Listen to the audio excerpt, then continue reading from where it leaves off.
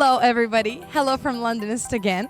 Today I'm going to talk about a topic that I love to talk about because the more experience I have with it, the more I understand how unique and how enjoyable that pubs are.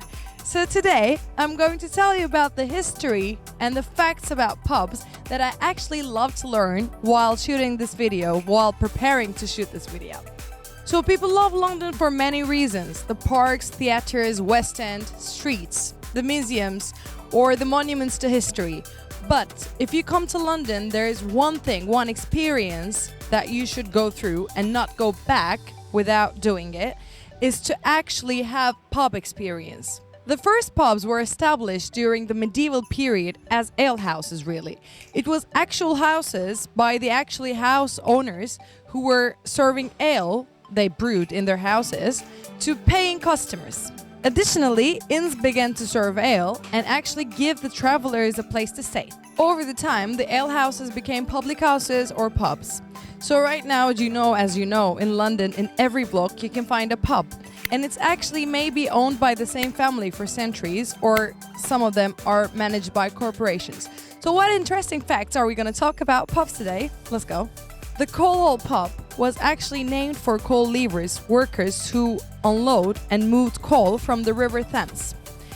Before it got its current name, the Coal Hole, it was actually a club and it was named the Wolf Club, and the only way to be a member of the club was to have your wife prevent you from singing in the bath. Although it might have been a pretense for those husbands who just want to hang out in the bar and spend their time with loose women. So you have plenty of choices in terms of pub.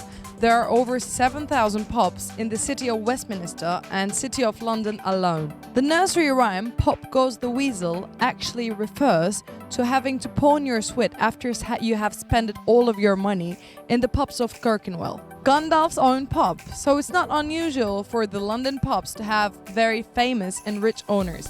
So one of the Limehouse pubs, which is named as the Grapes, the owner of it is no one other than Sir Ian McKellen himself. Inventing your own style.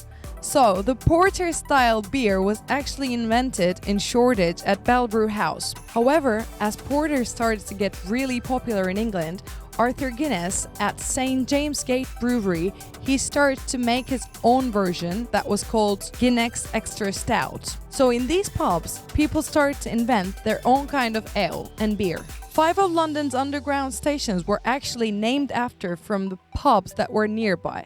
So 5 of them are like the Angel, Manor House, Royal Oak, Swiss Cottage, and the Elephant and the Castle. The most expensive pint in London was actually a Leffe beer for £5.80 really in Coach and Horses at 2010.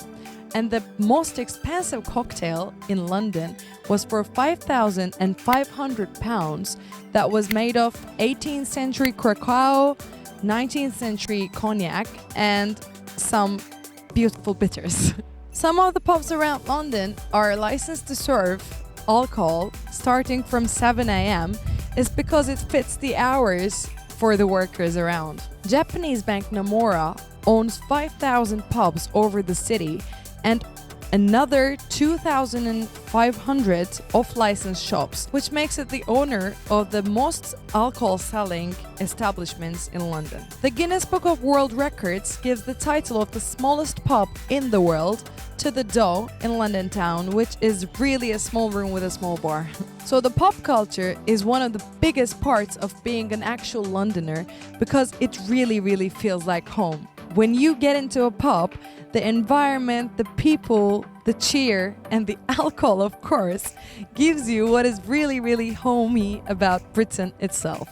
If you ever come to London, do not pass it without not having a pub experience. I'll see you in the next video of Londonist. Hope you like this. See you.